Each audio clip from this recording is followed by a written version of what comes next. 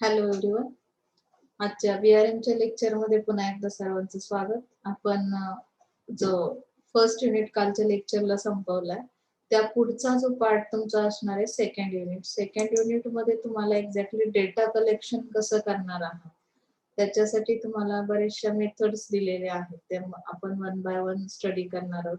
Introduction, meaning, types, methods आणि secondary data versus primary data अशा पद्धतीने त्यांनी दिलेला आहे. आपल्या इंडेक्स मध्ये जो सिलेबस मी तुम्हाला दाखवलाय त्यानुसार ह्या पद्धतीनेच आपण पुढे जातोय. तर एक्झॅक्टली डेटा कलेक्शनची जी इंट्रोडक्शन आहे नेक्स्ट पेज वर बघूया की डेटा कलेक्शन म्हणजे काय करायचं एक्झॅक्टली आपल्याला.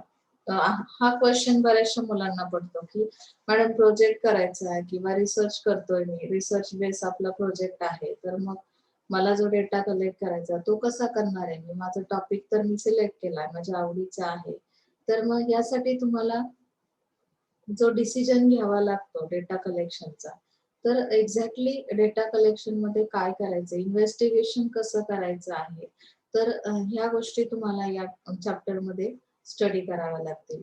आय थिंक तुम्हाला मी फर्स्ट चॅप्टर खूप डीप मध्ये आणि खूप लेक्चर्स आपले त्याचे झाले, तुम्ही त्या लिंक मध्ये राहिलात की सेकंड चॅप्टरची लिंक तुम्हाला लगेच कळेल की आता आपण सॅम्पल पर्यंत आलो होतो फर्स्ट चॅप्टर मध्ये. सॅम्पल नंतर आता ऍक्च्युअली आपल्याला डेटा कलेक्शन सुरू होतंय आपलं. Okay, so the introduction. Reliability of managerial decisions depends on the quality of data, can be expressed in terms of representative feature of the reality, which can be ensured by the usage of fitting data collection methods. आता reliability हा जो part आहे किंवा managers जे काही decision घेतात ते कशावर डिपेंड असतात, तर यामध्ये तुम्हाला सांगितलंय क्वालिटी ऑफ डेटा, की जो डेटा तुम्ही क्वालिटी डेटा आहे असं आपण कधी म्हणू शकतो, तर ते रिप्रेझेंटेटिव्ह फीचर्स त्यामध्ये असले पाहिजे किंवा रिअल फीचर्स त्याच्यामध्ये असले पाहिजे. जसं आपण पाहिलं की नाही, रिप्रेझेंटेशन करता आलं पाहिजे किंवा प्रिसिजन त्यामध्ये असलं पाहिजे. जसं सॅम्पल मध्ये पाहिलं की त्याची साईज किती आहे, तर यानुसार तो रिप्रेझेंटेटिव्ह फीचर्स त्यामध्ये आले पाहिजे. आणि त्या ज्या मेथड्स आहेत त्यामध्ये दिल्या, task of data collection begins after a research problem has been defined and research design plan chalk out. And once the researcher has decided the research design, the next job is of data collection. Research design म्हणजे काय की मी एक format तयार केलेला आहे त्याच्यासाठी आणि त्यानुसार मला आता डेटा कलेक्शन करायचं आहे. For data to be useful our observations need to be organised so that we can get some patterns and come to logical conclusion. आता इथे लॉजिक्स वापरायचे का आहे, काही पॅटर्न तुम्हाला काय करायचं आहे की बनवायचं आहे. आता डिझायनिंग केलंय त्या पद्धतीने one by one, step to step, step by step आपण काय करतो, इन्व्हेस्टिगेशन करतो. इन्व्हेस्टिगेशन करताना मी जे काही ऑब्झर्वेशन्स घेणार आहे, ऑब्झर्वेशन मधून मला जे काही समजणार आहे ते मी त्या गोष्टी काय करेल, कलेक्ट करेल किंवा ऑर्गनाइज करेल. त्या आलं लक्षात. मग त्यामध्ये तुम्हाला दिल्या, statistical investigation require systematic collection of data. सिस्टमॅटिकनेस हा तुम्हाला अपेक्षित आहेच. म्हणजे जेव्हा तुम्ही एखादा रिसर्च करताय तर त्यामध्ये जे इन्व्हेस्टिगेशन आहे, तर स्टॅटिस्टिकल इन्व्हेस्टिगेशन अपेक्षित आहे तुम्हाला. असं आपण काय म्हणतो की ओव्हरऑल जनरल स्टेटमेंट देऊन चालणार नाहीये की कशा पद्धतीचा फीडबॅक आहे, तर त्याचे मेजरमेंट्स, आकडेवारी आली पाहिजे, स्टॅटिस्टिक्स त्यामध्ये असलं पाहिजे की मेजरमेंट घेता येणार सारखा तो डेटा असला पाहिजे. ओव्हरऑल आपण जनरल स्टेटमेंट खूप सारे करतो की आज किती मुलं होती लेक्चरला, खूप सारी होती. खूप सारी म्हणजे ती 50% होती, 75% होती की 100% होती. खूप मध्ये तुम्ही काही मेन्शन करू शकत नाही, म्हणजे त्यामध्ये आकडा कुठलाही, म्हणजे न्यूमरिकल्स असे नंबर्स कुठेही येत नाही. त्यामुळे इथे तुम्हाला काय करायचंय की स्टॅटिस्टिकल इन्व्हेस्टिगेशन अपेक्षित आहे कलेक्शन ऑफ डेटा मध्ये, to determine the potential market for a new product. For example, the researcher might study 500 consumers in a certain geographical area. म्हणजे आता तुमचे जे कंझ्युमर्स आहेत ते कमीत कमी किती असले पाहिजे, रिसर्चरने जो काही सॅम्पल घेणार आहे, मिनिमम त्यांनी क्वांटिटी दिली 500 कन्झ्युमर्स आहेत एखाद्या पर्टिक्युलर जिओग्राफिकल एरियामध्ये. It must be ascertain that the group contains people representing variables such as income level, race, education, neighborhood, and the quality of data will greatly affect the conclusions. And hence, utmost importance must be given to this process, and every possible precaution should be taken to ensure accuracy while gathering and collecting data. आता जर मी 500 customers त्या एरियामधून घेतलेले आहेत, तर ते representation कशाचं करतील, की ज्या ज्या गोष्टी काय आहेत, हेट्रोजिनिटी आपण पाहिली की नाही, होमोजिनियस आणि हेट्रोजिनियस. मग हे जे रिप्रेझेंटेशन करणारे पीपल्स आहेत, कस्टमर्स आहेत, ते इन्कम लेवलचं रिप्रेझेंटेशन करतील किंवा रेस म्हणजे कॉम्पिटिशन आहे, एज्युकेशन आहे, नेबरहुड आहे. तर या सगळ्या गोष्टींचं नॉलेज असणारे ते काय असतील, कस्टमर्स असतील. मला त्या एरियाचा स्टडी करायचा आहे. सो त्या डेटाची जी क्वालिटी आहे, तर ती त्यानुसार तुम्ही काय करणार आहात, मेजर करणार आहात. प्रॉपर रिप्रेझेंटेशन होत असेल, त्यांच्याकडे ऑल थिंग्सचे नॉलेज असेल, तर त्यामध्ये अॅक्युरेसी येण्याचे चान्सेस आहेत. आता एक कस्टमर असा आहे की ज्याला कुठल्याच गोष्टीचं नॉलेज नाही, एक्झॅक्ट तो तुम्हाला जे काही नंबर्स मध्ये हे सांगू शकत नाही, रिस्पॉन्स किंवा त्याचा फीडबॅक असणार नाही, तर तो क्वालिटी डेटा असू शकत नाही. तो फक्त जनरल तुम्हाला स्टेटमेंट देतोय की एज्युकेशन लेवल कशी आहे, ठीक आहे. ठीक आहे म्हणजे कशी आहे, म्हणजे एज्युकेटेड पीपल्स किती आहेत, नॉन एज्युकेटेड किती आहेत, हे एक्झॅक्टली तुम्हाला सांगता येणं खूप गरजेचं आहे. ओके, सो त्यामुळे इथे ॲक्युरसी हा पार्ट खूप महत्वाचा आहे. तो त्या 500 कस्टमर्सचा जेव्हा मी स्टडी करेन. Depending upon the sources utilise whether the data has come from actual observation or from records that kept for normal purpose. Statistical data can be classified into two categories, primary and secondary. मी तुम्हाला हे first chapter मध्ये सांगितलं की primary data कसा collect केला जातो, secondary data कसा कलेक्ट केला जातो. सेकंडरी डेटामध्ये ऑलरेडी पब्लिश डेटा असतो, की जो दुसऱ्या रिसर्चर्सने किंवा इन्व्हेस्टिगेटर्सने काय केलेलं आहे, की ज्यावर काम केलेलं आहे आणि त्यांनी काही गोष्टी तुम्हाला मेन्शन केलेल्या आहेत, तो रेडीमेड डेटा तुम्हाला मिळतो. प्रायमरी डेटामध्ये जे आपण इंटरव्ह्यू टेक्निक्स वगैरे यूज करतो, त्या पद्धतीने ह्या दोन कॅटेगरी स्टॅटिस्टिकल डेटामध्ये येतील. मग हे रेकॉर्डिंग करताना आपल्याला एक्झॅक्टली मिनिंग ऑफ डेटा त्यांनी दिलाय बघा. The term data means all facts, figures and relevant materials in quantitative terms. इथं मेन्शन केलंय बघा, जसं की तुम्हाला स्टॅटिस्टिकल डेटा अपेक्षित आहे, तर क्वांटिटी मध्ये तो डेटा अपेक्षित आहे, quantitative terms, and it is related to the past and present. जो काही डेटा मी कलेक्ट करेन, तर मागचा थोडासा हिस्ट्री, पास्ट हिस्ट्री माझ्याकडे असली पाहिजे. एखाद्या मार्केटचा जेव्हा मी रिसर्च करेल, तर मागच्या 5 इयर्स पर्यंत मिनिमम आपण काय केलेलं असतं, की कशा पद्धतीने तो फ्लो ग्राफ कसा खालीवर होतोय. जसं आता कोरोनाचा ग्राफ एक तुम्हाला दाखवतात, की सुरुवातीच्या काळामध्ये कोरोनाची सिच्युएशन किंवा तो कुठल्या लेवलला होता, त्यानंतर कसा हाय होत गेला, परत लोला आला आणि आता पुन्हा तो हाय अपवर जाण्याच्या ह्याच्यामध्ये आहे. तसं इथे तुम्हाला पास्ट हिस्ट्री माहिती असेल आणि प्रेझेंट पर्यंत तुम्ही आता सिच्युएशन मार्केटची काय आहे, या पद्धतीने तुम्हाला त्या फॅक्ट्स आणि फिगर स्टडी कराव्या लागतील. So that there can be some study or analysis, for example data relating to human beings, organisation territorial areas. आता डेटा कुठल्या गोष्टीशी रिलेटेड असेल, तर ह्युमन बीइंग्स म्हणजे त्यामध्ये पर्सन्स येतील. ऑर्गनायझेशन टेरिटोरियल एरियाज म्हणजे त्या ऑर्गनायझेशनने किती एरिया कव्हर केलेला आहे. In research there is an extensive use of data to arrive at conclusions or inferences. तो जो डेटा आहे, त्या डेटा कलेक्शन नंतर तुम्हाला काहीतरी निष्कर्ष काढता आला पाहिजे. फाइंडिंग्स ज्याला आपण म्हणतो, कन्क्लुजन पर्यंत तुम्ही जाणं खूप गरजेचं आहे. नाहीतर बऱ्याचदा बघा तुमचं असं होतं, की तुम्ही बरचसं वाचनही करता. एखादी स्टोरी वाचल्यानंतर किंवा एखादी मूव्ही पाहिल्यानंतर जर तुम्हाला काही कन्क्लुजन सांगता येत नसेल, तर ती स्टोरी परफेक्ट किंवा अॅक्युरसी त्यामध्ये आहे का, सिक्वेन्स आहे का, किंवा काही मेजरमेंट्स तुम्ही घेता आलेत का, की आपण काही लॉजिक्स यूज करतो की नाही, रिलेशनशिप त्यामधली दाखवतो, की जे कॅरेक्टर्स आहेत. एखाद्या आपण मूव्हीचं एक्झाम्पल घेऊ शकतो, की जे काही मटेरियल त्यांनी फॅक्ट्स यूज केल्या, मटेरियल यूज केलं, पर्सन्स म्हणजे कॅरेक्टर्स यूज केले आणि ओव्हरऑल त्यांनी जी काही स्टोरी बनवली, त्या स्टोरीचं जे काही आउटपुट आहे, कन्क्लुजन आहे, ते आपण पिक्चर मूव्ही संपल्यानंतर सांगतो की नाही, मग तसं इथे तुम्ही जे काही वर्क करणार आहात त्यामध्ये ज्या फॅक्ट्स आहेत, मटेरियल्स आहेत ते क्वांटिटेटिव्ह टर्म्स मध्ये आहेत आणि जेव्हा मी याचा ओव्हरऑल रिसर्च करेन तेव्हा मला कन्क्लुजन पर्यंत जाता आलं पाहिजे. अदरवाईज तुम्ही जे वर्क केलंय ते कसं आहे, ऍक्युरेट आहे का? अजिबात असणार नाही.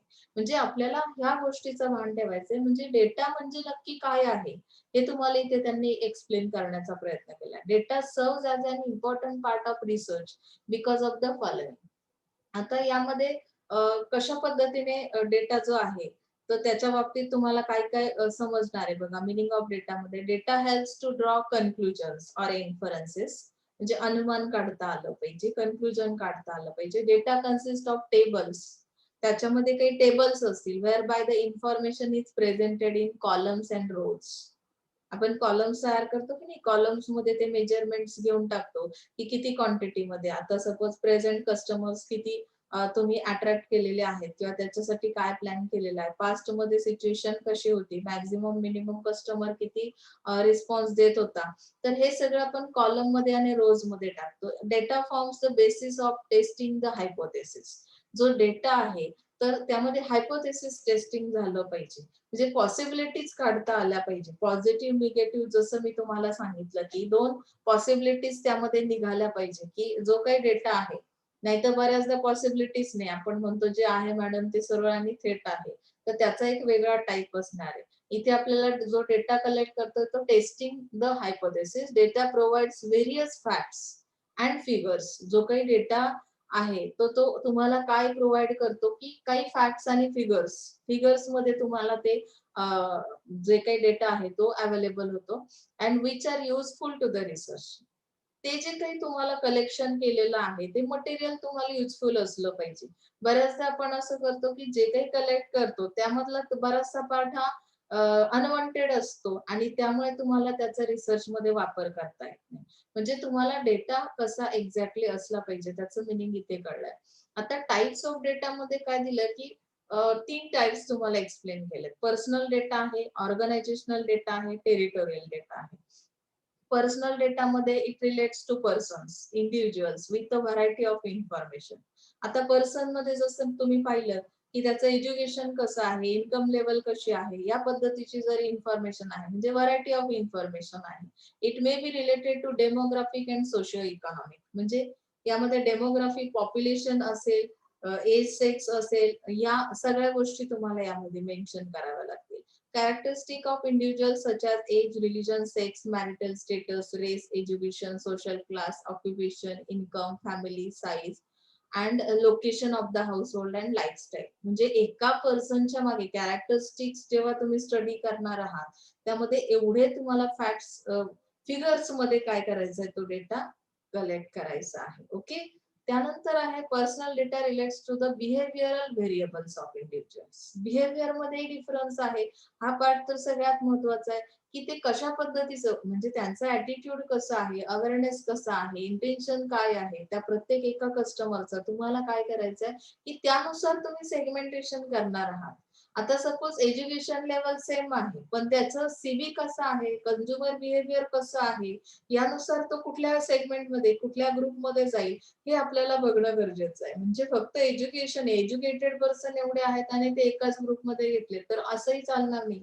तुम्हाला डिझायर्ड डेटा, जो अपेक्षित डेटा आहे तो कशा पद्धतीने अवेलेबल करता येईल, त्यासाठी मला काय काय करता येईल हे सगळं मला यामध्ये स्टडी करावं लागेल. ओके. नेक्स्ट पेजवर बघूया. ऑर्गनायझेशनल डेटा हा एक सेकंड पार्ट दिला. It is the statistical information relating to the organisation such as companies, body, corporate, charitable trust, government institution.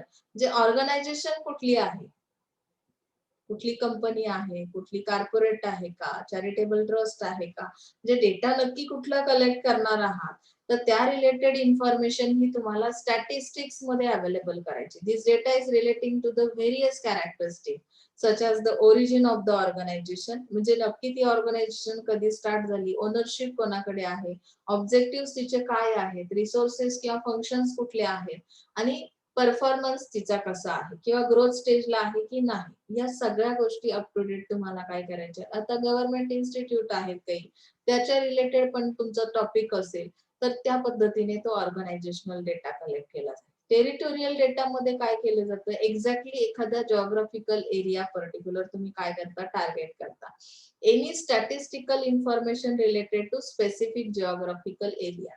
Okay, it may be concern with several characteristics. मग आता territory related कशी information collect करणार, मग त्यामध्ये special काही divisions केलेल्या असतील, like village, cities, taluka, states, अशा पद्धतीने तुम्ही डिव्हिजन केलं की आता रत्नागिरी आहे, रत्नागिरीचा जो एरिया आहे तुम्हाला कव्हर करायचा आहे, मग त्यामध्ये असणारे विलेजेस किती आहेत, सिटी किती आहेत, तालुका प्लेस किती आहे.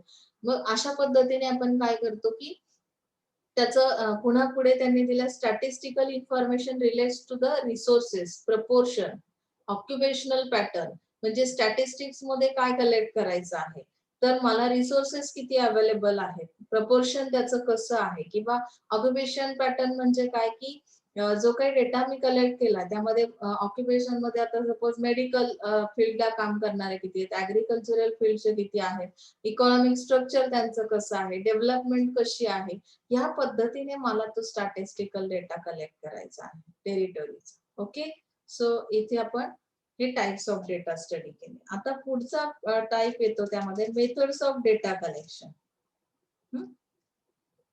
तुम्ही डायग्राम बघू शकता इथे.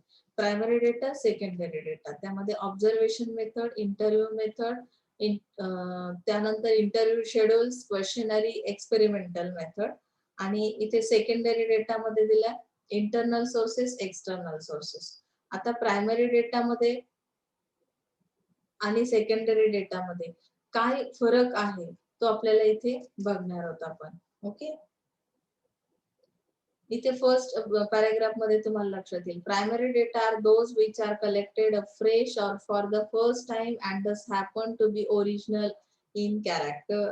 फ्रेश डेटा आहे म्हणजे काय की तुम्ही आता एखादा सॅम्पल घेतलं, त्या सॅम्पल म्हणजे काय हे पुन्हा विचारू नका, मागच्या मी त्याला अगदी डीप मध्ये घेतलंय. मग त्या सॅम्पलला मी काय करेल की सपोज इंटरव्ह्यू घेतले, इंटरव्ह्यू टेक्निक्स यूज केले, त्यांच्याकडून मला जो काही रिस्पॉन्स मिळाला तो फ्रेश फर्स्ट टाइम डेटा असेल, म्हणजे तो कुठेही पब्लिश झालेला डेटा नाही, मी फ्रेश डेटा कलेक्ट केला.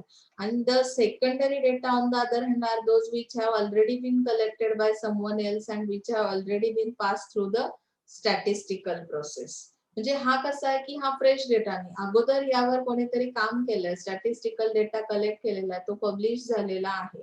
The researcher would have to decide which sort of data he will be using for his study, and accordingly he will have to select one or the other method of data collection.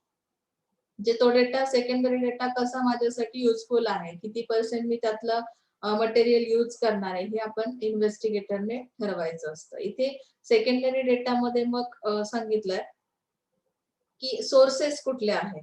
आता यामध्ये sources मध्ये internal and external sources. Secondary data can be obtain internally, that is from within the firm, or externally, that is from one or more outside agencies. Okay,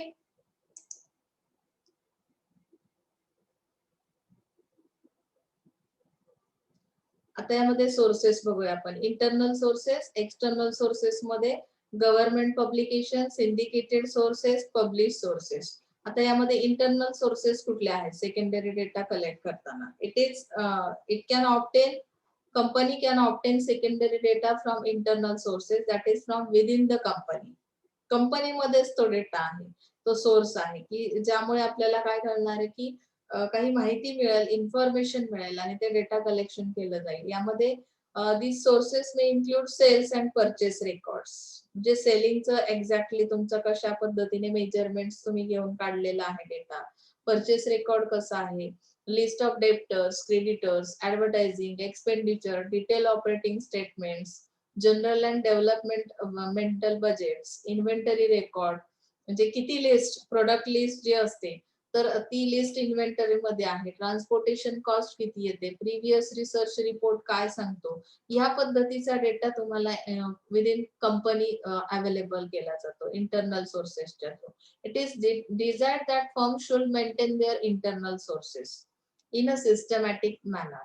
आता जी काही operations होतात कंपनीचे किंवा जे काही ऍक्टिव्हिटीज केल्या जातात. तर या ऍक्टिव्हिटीज कशा असल्या पाहिजे, सिस्टमॅटिक मॅनर मध्ये असतील तर तुम्हाला तो डेटा प्रॉपर मिळेल किंवा त्यामध्ये अॅक्युरसी असेल.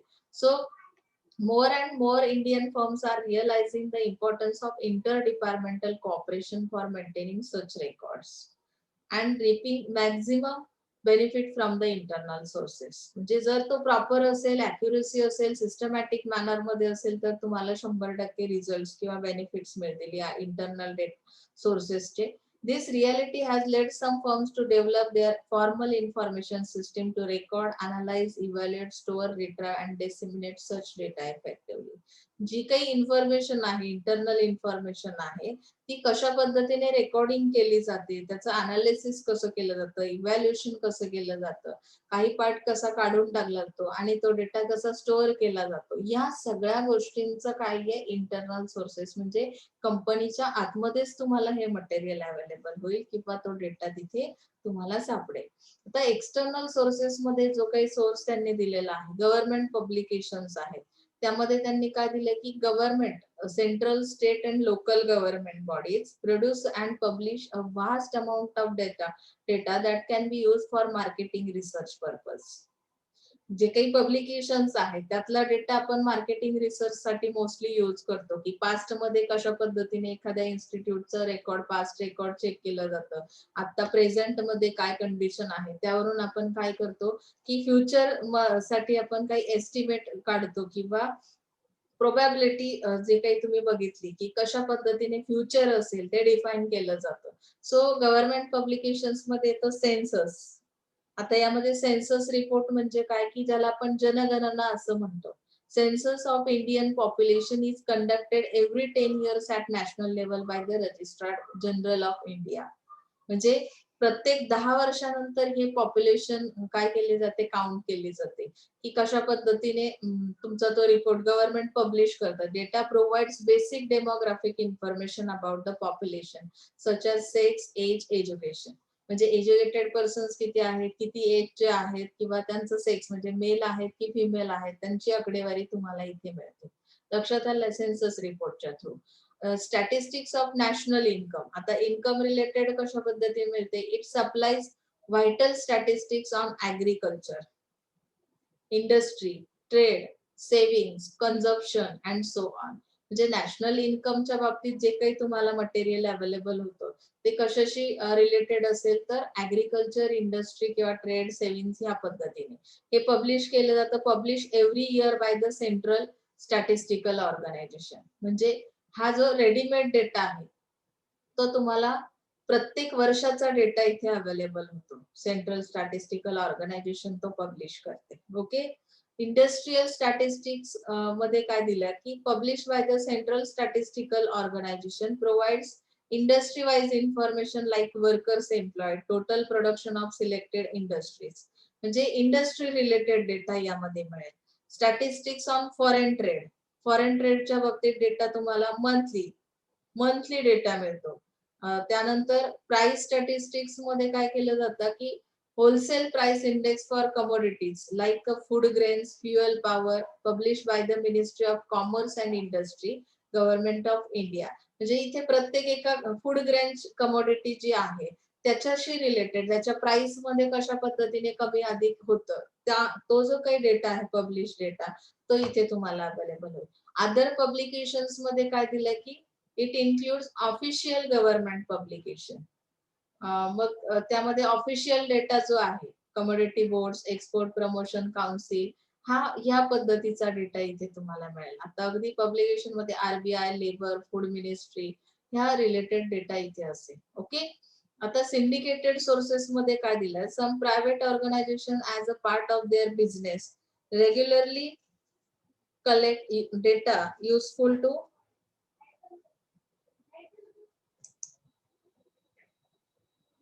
Marketing researchers. सिंडिकेटेड मध्ये मार्केटिंग रिसर्चर्स साठी काही डेटा म्हणजे काही ऑर्गनायझेशन्स रेग्युलरलीच तो डेटा कलेक्ट करतात. Such collected, analyse and tabulated data are sent periodically to the subscribers. म्हणजे जे कोणी तुमचे ग्राहक आहेत त्या लोकांसाठी हा डेटा पिरियडिकली म्हणजे काही ठराविक टाइम पिरियड नंतर 6 मंथ असेल, 3 मंथ असेल, ऑर्गनायझेशन कशा पद्धतीने सेलिंग करते, आता तिचे सीजनल प्रोडक्ट्स आहेत का काही, त्या पद्धतीने तो डेटा कलेक्ट करून अनालिसिस करून काय केला जातो, सबस्क्रायबर साठी प्रोव्हाइड केला जातो. Sometimes the data are made available against payment of fees to non members. जे त्या ऑर्गनायझेशनचे मेंबर्स नाहीत त्यांच्यासाठी तो डेटा, तिथे तुम्हाला तो डेटा मिळवण्यासाठी काय करावं लागतं, पेमेंट किंवा फी तुम्हाला पे करावी लागेल. So further such organizations do undertake data collection project on behalf of their clients, and syndicated services usually collect data on consumer goods market. म्हणजे कंझ्युमर्स गुड्स मार्केट मधला जो काही डेटा आहे तो सिंडिकेटेड सर्व्हिस मधला डेटा तुम्हाला काय केला जातो, कलेक्ट केला जातो. यामध्ये त्यांनी दिला TV viewing, magazine readership etcetera in India. Organisation like the operation research group, ORG, Indian market research bureau, IMRB, Pathfinders etc. provide information on retail audit and media and readership research. म्हणजे अशा पद्धतीने हा syndicated data काय केला जातो, तुम्हाला available केला जातो. पब्लिश सोर्सेस मध्ये काय केलं जातं बघा, पब्लिकेशन्स जे आहेत, आता जसं की न्यूजपेपर आहे, मॅगझिन्स आहेत, ट्रेड आहे, प्रोफेशनल जर्नल्स आहेत, त्यामध्ये association and chambers of commerce आहे. मग ह्यामध्ये ज्या काही प्रोफेशनल डिरेक्टरीज आहेत तर त्या काय करतात, आता for example industrial directory of India, directory of world chamber of commerce, तर येलो पेजेस, हे जे काही महत्वाच्या अशा प्रोफेशनल बॉडीज आहेत त्यांच्या थ्रू काय केलं जातं की हा पब्लिश डेटा तुम्हाला अवेलेबल होतो. हे पब्लिकेशन मध्ये बऱ्याचशा गोष्टी तुम्हाला भेटतात. ओके, म्हणजे तुम्ही जर रिसर्च करताय, रिसर्चर आहात, तर तुमच्या टॉपिक रिलेटेड डेटा सर्च करायचा असेल तर तुम्ही ह्या पब्लिश सोर्सचा सुद्धा वापर करू शकता किंवा ते रीड करू शकता आणि तुम्हाला जो अपेक्षित डेटा आहे, रिलायबल डेटा आहे, तो तुम्ही त्यातला यूज करू शकता. ओके, आता characteristics of secondary data, reliability, suitability, adequacy. आता यामध्ये तुम्ही बघू शकता ह्याचे ऍडव्हान्टेज डिसएडव्हान्टेज नाहीयेत तुम्हाला, कारण आपल्याला बेसिकच बघायचंय. यामध्ये काही एक्सेसिव्ह पॉइंट्स आहेत हे मी तुम्हाला आधीच सांगितलंय. कॅरेक्टरिस्टिक्स मध्ये आता आपण बघतोय फर्स्ट रिलायबिलिटी ऑफ डेटा, तो रिलायबल आहे का. सेकंडरी डेटा जरी असेल तरी सुद्धा तुम्ही जर रेडीमेड डेटा घेताय तर तो किती रिलायबल आहे, त्याच्यावर खरंच तुम्ही विश्वास ठेवू शकता का, तर ह्या गोष्टी तुम्ही चेक करणं गरजेचं आहे.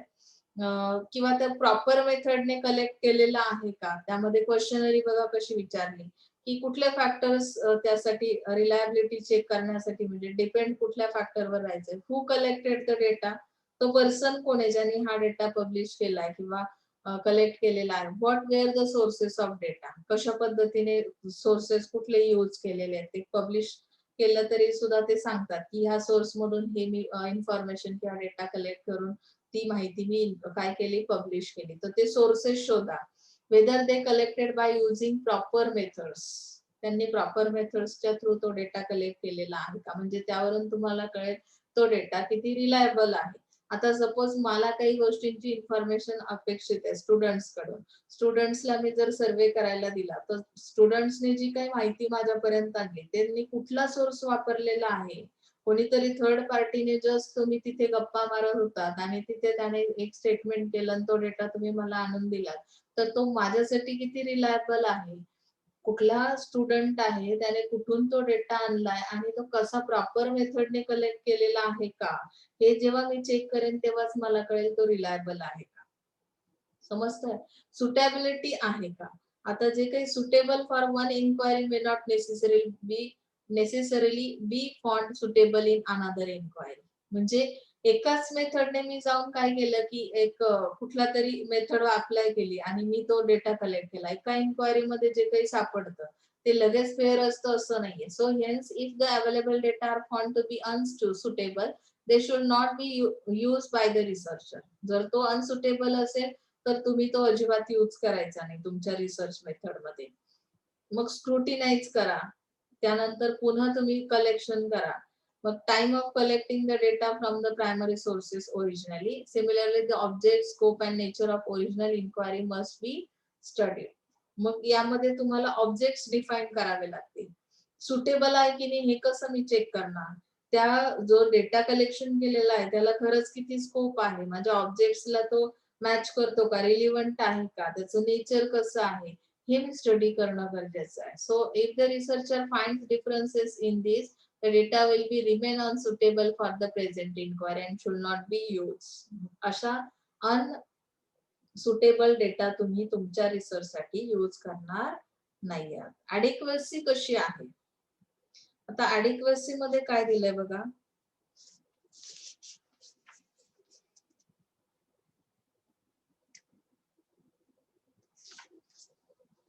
खूप डीप आहे हा थेरी सब्जेक्ट असल्यामुळे तुम्हालाही तेवढंच कॉन्सन्ट्रेशनची अपेक्षित मला आहे तुमचं कॉन्सन्ट्रेशन. कारण बरीचशी मुलं जेव्हा मी लेक्चर पुन्हा रिजॉईन करायला सांगते तर बरीचशी मुलं करत नाहीत लवकर, मग त्यामुळे त्यांना काही हाफ पार्ट समजेल, हाफ पार्ट समजणार नाही. त्यामुळे तुम्ही टाइम पंक्च्युएशन ठेवा.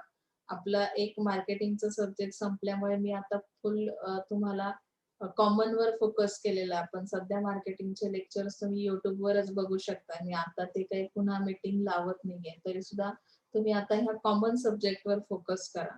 आता ॲडिक्वसी चेक करताना पुन्हा आपण आपल्या विषयाकडे येतोय.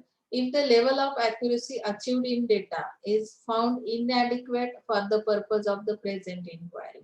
adequate नाही काही गोष्टी म्हणजे काय, की त्यामध्ये जी काही accuracy आहे, रिलायबिलिटी आहे, तर ती त्यामध्ये तुम्हाला सापडत नाही, बरोबर. मग त्यामुळे तुम्ही तो डेटा यूज करायचा किंवा नाही करायचा हे तुम्ही ठरवायचे. कारण की तुम्हाला जर रिसर्च तुमचा क्वालिटी रिसर्च करायचा असेल तर ऑब्विसली तुम्ही इथे ॲडिक्वसी सुद्धा चेक करणं खूप गरजेचं आहे.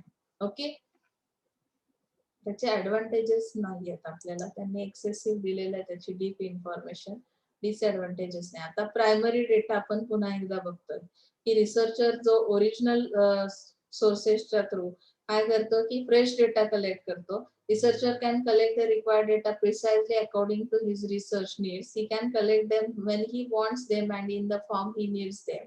But the collection of primary data is costly and time consuming. आता एखाद्या ठिकाणी इंटरव्ह्यू घेणं किंवा ऑब्झर्वेशन घेणं, त्यानंतर तो डेटा कलेक्ट करणं, ऑब्विसली तुम्हाला इथे टाइम लागणार आहे. टाइम कन्झ्युमिंग प्रोसेस आहे ही, कॉस्टली सुद्धा आहे. So yet for several types of social science research, required data are not available from secondary sources and they have to be directly gathered from the primary sources. काही ठिकाणी publish data तुम्हाला available होत नाही. मग अशा केसमध्ये तुम्हाला काय करावं लागतं की हा फ्रेश डेटाच कलेक्ट करावा लागतो. कोणीतरी दुसऱ्या कोणी त्या टॉपिकवर काम केलेलं नाहीये किंवा तुम्हाला त्याची डीप इन्फॉर्मेशन मिळत नाही रेडीमेड, तर मग तुम्हाला फ्रेश डेटा कलेक्ट करणं गरजेचं आहे.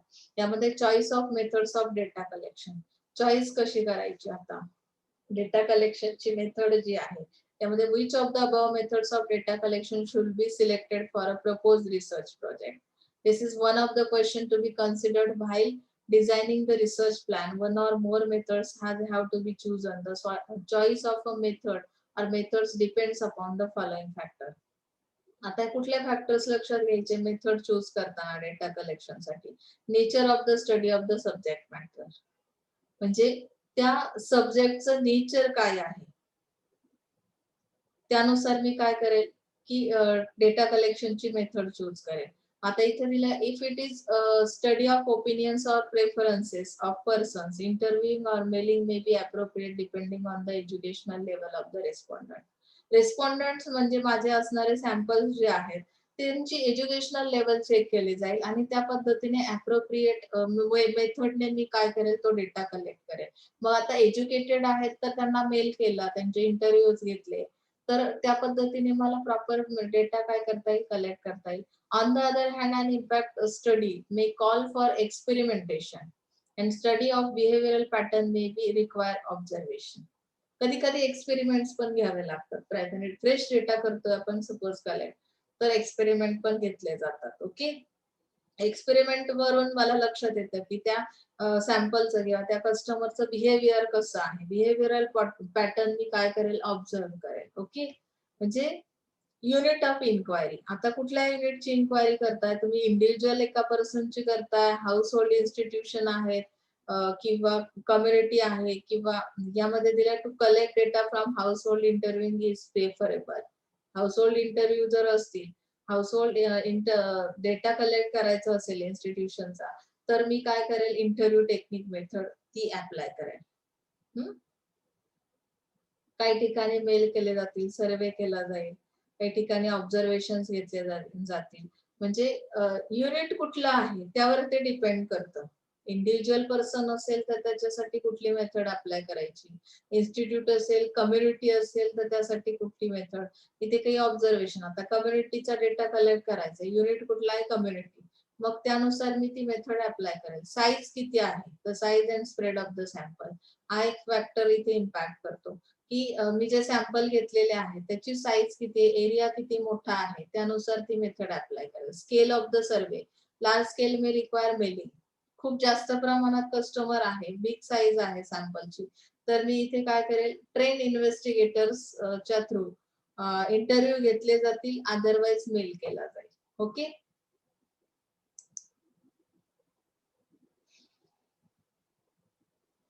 Educational level of respondents. आता एज्युकेशनल लेवल मी तुम्हाला सांगितलं की तो किती एज्युकेटेड आहे, 10th पर्यंत झालं, 12th पर्यंत, ग्रॅज्युएट आहे, पोस्ट ग्रॅज्युएट आहे, म्हणजे ऑक्युपेशन काय आहे किंवा तो कुठे राहणार आहे. आता सपोज इलिटरेट मध्ये त्यांनी काय दिलं की इंडस्ट्रियल वर्कर्स आहेत, काही स्लम ड्वेलर्स म्हणजे काही झोपडपट्टीमध्ये राहणारी लोक आहेत, रुरल पीपल्स आहेत. त्या इंटरव्ह्यू तुमचा रिस्पॉन्डंट कुठे राहतोय, त्याचं ऑक्युपेशन काय आहे किंवा तो एज्युकेटेड किती आहे त्यावर डिपेंड करतं इथे कुठली मेथड अप्लाय करायची. Type and depth of information to be collected, म्हणजे तुम्हाला डेप्थ किती आहे, तुमचा डेटा तुम्हाला कसा अपेक्षित आहे. आता इथे दिलंय for an in depth survey of personal experiences and sensitive issues in depth interview is essential. एखादा सेन्सिटिव्ह इश्यू आहे, सोशल इश्यूज असतात काही बघा, की वुमन्स रिलेटेड काही प्रॉब्लेम्स आहेत त्यावर तुम्ही रिसर्च करताय. आता हा सेन्सिटिव्ह इश्यू आहे, तर मग मला इथे डेप्थ इंटरव्ह्यू टेक्निक मेथड काय करावं लागेल, अप्लाय करावे लागेल. त्यामुळे मला अप्रोप्रिएट डेटा कलेक्शन करता येईल, त्यांचं बिहेवियर चेक करता येईल, कल्चर, कस्टम, लाईफस्टाईल सगळ्याच गोष्टी मला ऑब्झर्वेशन मेथडने काय करता येतील, डेटा कलेक्ट करता येईल. Availability of skill and train manpower, काही कॉम्प्लिकेटेड क्वेश्चन्स असतील तर तुम्हाला इथे स्किल आणि ट्रेन मॅनपॉवरचा वापर करून इंटरव्ह्यू घेऊन त्या पद्धतीने सर्वे करून काय मिळेल, डेटा मिळेल. रेट ऑफ अॅक्युरेसी कशी आहे and representative nature of the data required. आता यामध्ये अॅक्युरेसीचा विचार करायचा आहे किंवा डेटाचं रिप्रेझेंटेटिव्हनेस त्यामध्ये आहे का. मग आता इथे दिलं त्यांनी, interviewing is the most appropriate method for collecting accurate data from a representative sample of population. Interviewing can achieve a higher response rate. Okay. आता यामध्ये पुढचा पार्ट तुम्हाला दिलाय, काही प्रायमरी डेटा कलेक्शनच्या मेथड्स दिलेल्या आहेत. Observation, experimental method, interview method, survey method, survey instrument, scaling techniques, interview schedules. Okay. आता यामध्ये आपल्याला पहिलं आहे ऑब्झर्वेशन. आपण ऑब्झर्वेशन बघूया.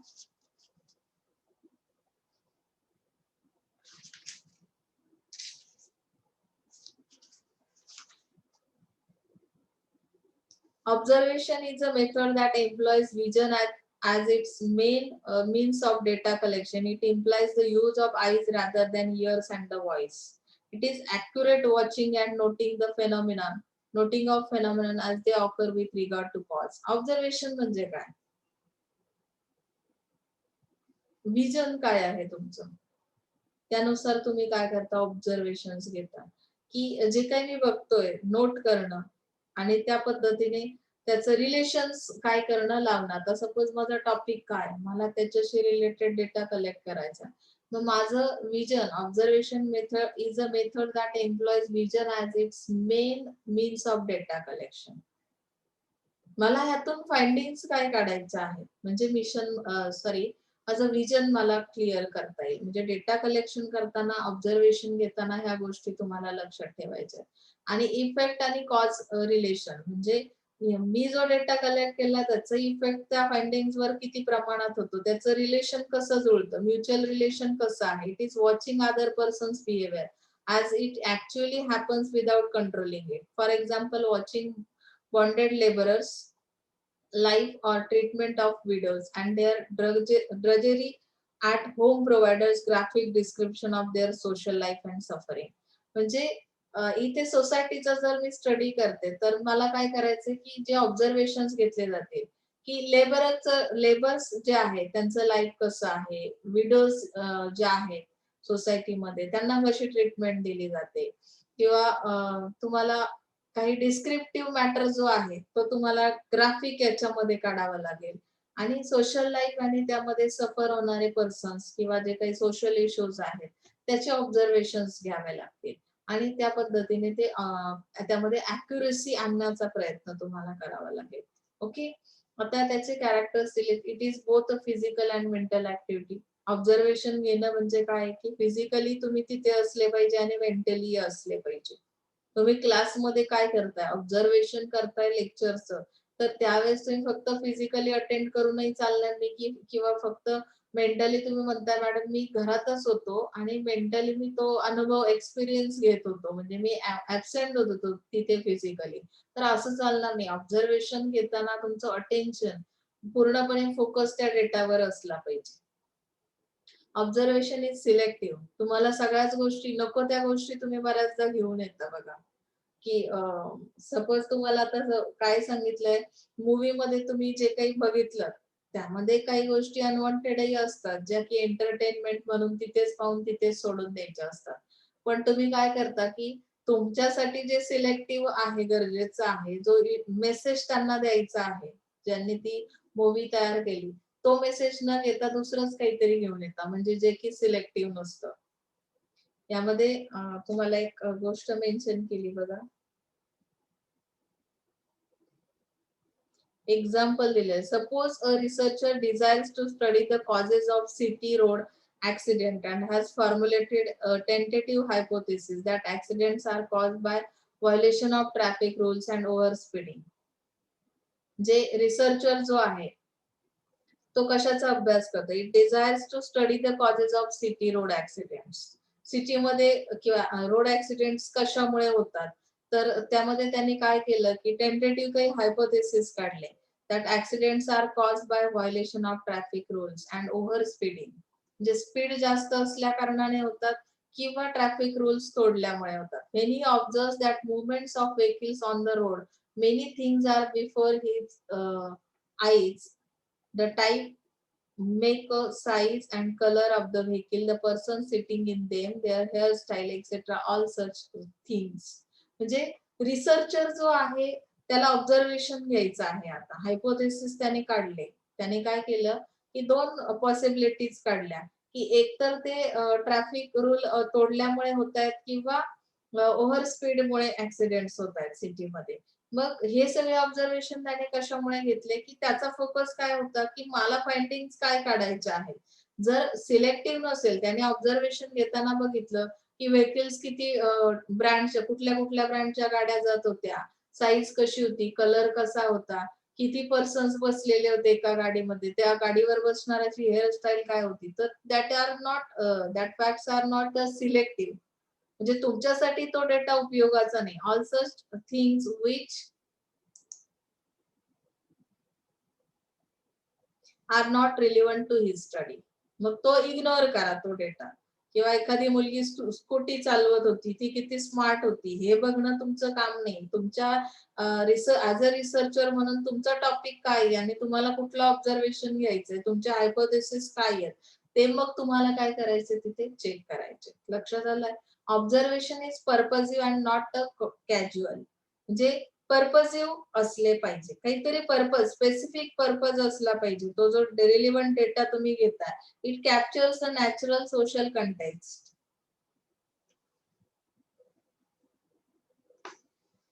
म्हणजे काहीतरी संदर्भ असला पाहिजे त्याचा. Natural social context in which persons behaviour occurs. Okay. It grasps the significant events. आता काही लक्षात येणाऱ्या गोष्टी असतात, त्या तुम्हाला काय करायच्या? ऑब्झर्वेशन मध्ये घ्यायच्या आहेत. And occurrences that affect social relations of the participant. जे कोणी पार्टिसिपंट, जे काही व्हेरिएबल्स तुमचे आहेत, त्यांचं सोशल रिलेशन कसं आहे, त्या गोष्टी महत्त्वाच्या तुम्हाला इथे लक्षात घ्यायच्या आहेत. Observation should be exact and be based on standardised tools of research. त्यामध्ये एक्झॅक्ट असले पाहिजे हे कसं की त्याचा बेस दिलेला आहे. ते standardise tools of research such as observation schedule, social matrix scale, etcetera and precision instruments. म्हणजे अचूकता कशामुळे येते, अॅक्युरेसी कशी येते, तर ऑब्झर्वेशन त्या पद्धतीचे असले पाहिजे. त्यासाठी काही स्टँडर्ड असलं पाहिजे. जसं मी सांगितलं रोड ऍक्सिडेंट बघितला, पण रोड ऍक्सिडेंट मध्ये मी नको त्या सिलेक्टिव्ह आणि सुटेबल असे काही डेटा कलेक्ट केला तर तो माझ्या उपयोगाचा नाही ऍज अ रिसर्चर म्हणून. ओके, आता टाइप्स ऑफ ऑब्झर्वेशन त्यांनी दिलेले आहेत.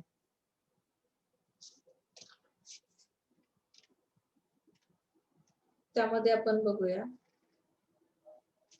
Observation may be classified in different ways with reference to investigator role. It may be classified into participant, non-participant observation, direct, indirect observation, structure, unstructured observation, control, uncontrolled observation, disuse and undisuse observation and mechanical. आता participant आणि non-participant observation म्हणजे काय ते बघूया. Under participant observation, the observer is a part of the phenomenon or groups which is observed and he acts as a both an observer and a participant. For example, study of tribal customs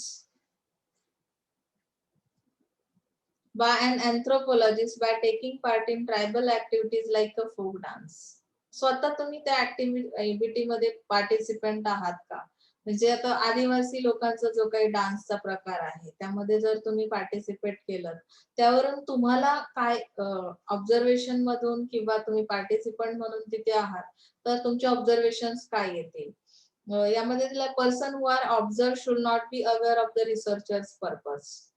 जो observation घेतो त्याला रिसर्चरचा purpose काय आहे हे माहिती नसणार आहे. The only their behaviour will be natural and the concealment of research objective and researcher identity justified on the ground that it makes it possible to study certain aspects of the group's culture which are not revealed to outsiders. म्हणजे तुम्ही त्या कल्चरचे आहात, तुम्ही participant आहात, तर कदाचित तो real experience तुम्ही काय करू शकता, शेअर करू शकता, ऑब्झर्वेशन्स काढू शकता. ऑब्झर्वर फक्त जो आहे, जो पार्टिसिपंट नाही, नॉन पार्टिसिपंट आहे, तर त्याला त्याचा पर्पज एक्झॅक्टली कळणार नाही की मला ह्यातून नक्की काय कलेक्शन करायचं आहे. आता पार्टिसिपंट ऑब्झर्वेशनचे ऍडव्हान्टेजेस दिलेले आहेत बघा.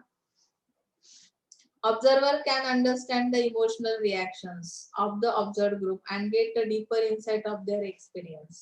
ऑब्झर्वर काय करतो की त्याच्या इमोशनल रिॲक्शन्स देतो. जो काही ग्रुप ऑब्झर्व तुम्ही केलेला आहे त्याचा एक्सपिरियन्स तो मेन्शन करेल. Observer will be able to record context which gives meaning to the observed behavior and heard statements.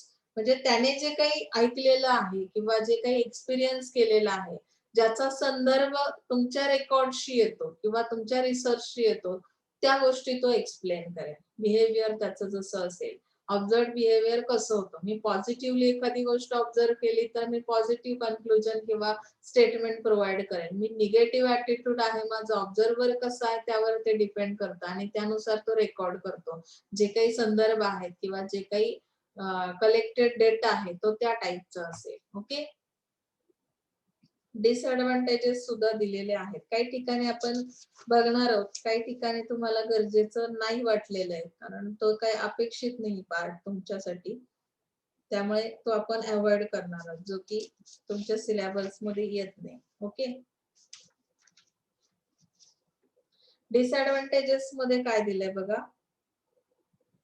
The participant observer narrows his range of observation. For example, if there is a hierarchy of power in the group under study, he comes to occupy one position within it and thus other avenues of information are close to him.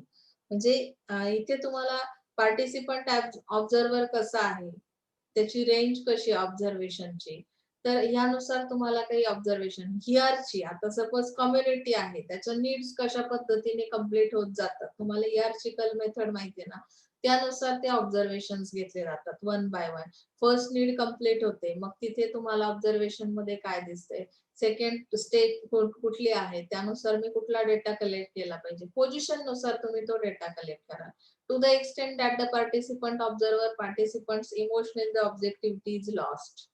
ऑब्जेक्टिव्हिटी lost कधी होते की तुम्ही emotional झालात की तुम्ही emotional things काय करता collect करता आणि त्या तुमच्या उपयोगाच्या नसतात. तो अनसुटेबल डेटा कलेक्ट केला जातो. अशा पद्धतीने इथे त्यांनी काही डिसएडव्हान्टेजेस पण दिलेत. हे गरजेचं नाही पण तरी सुद्धा मी थोडंसं तुम्हाला एक्सप्लेन केलं. पुढचा जो पार्ट आहे तुमचा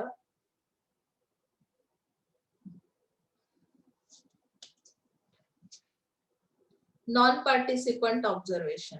आय थिंक मला वाटतं आपण हे पुढच्या लेक्चरला स्टार्ट करूया. खूप एक्सेसिव्ह होईल आणि ते डोक्यावरून जाण्याची शक्यता आहे. तुम्हाला आजच्या लेक्चर मधलं कळलं असेल. खूप सिंपल आणि साध्या भाषेत दिलंय. फक्त हे तुम्हाला रिसर्च करताना एक्झॅक्टली स्वतःसाठी जेव्हा तुम्ही प्रोजेक्ट बनवणार आहात तेव्हा या गोष्टी ह्या फॅक्ट्स फाइंडिंग्स तुम्हाला सगळ्या समजून घ्यायच्या आहेत. Okay. So thank you so much. काही अडचण असेल तर विचारा.